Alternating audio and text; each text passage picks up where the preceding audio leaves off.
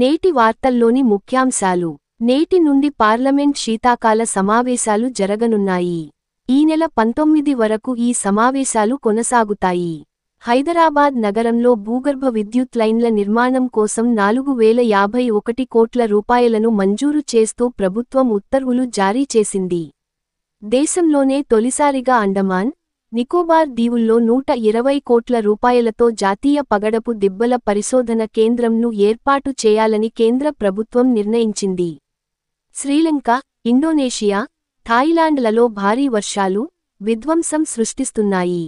వరదలు కొండ చర్యలు విరిగిపడి ఇండోనేషియాలో 440 మంది, శ్రీలంకలో 200 మంది, థాయిలాండ్లో 170 మంది మరణించారు. మన్ కీ బాత్ 128దో ఎపిసోడ్లో ప్రధానమంత్రి నరేంద్ర మోడీ తెలంగాణలోని కరీంనగర్ జిల్లాలో తయారయ్యే ప్రత్యేకమైన వెండి కళాకృతులపై ప్రశంసలు కురిపించారు.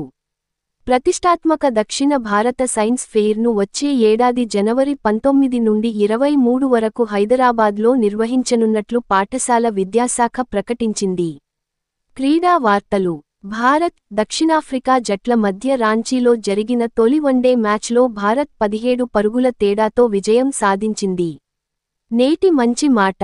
ఇతరులు ఎంచుకున్న బాటను గుడ్డిగా అనుసరించకుండా, మన సామర్థ్యాలు, ఆసక్తులు, ప్రత్యేక నైపుణ్యాలు ఏమిటో గుర్తించి వాటికి అనుగుణంగా మన కెరీర్ను ఎంచుకోవాలి. అప్పుడే మనం విజయం సాధిస్తాం. నిన్నటి జీకే ప్రశ్న జవాబు. 1953లో ఏర్పడిన ఆంధ్ర రాష్ట్రం రాజధాని నగరం ఏది? జవాబు కర్నూలు. నేటి జీకే ప్రశ్న. ఐక్యరాజ్యసమితి నిర్దేశించిన సుస్థిరాభివృద్ధి లక్ష్యాలు.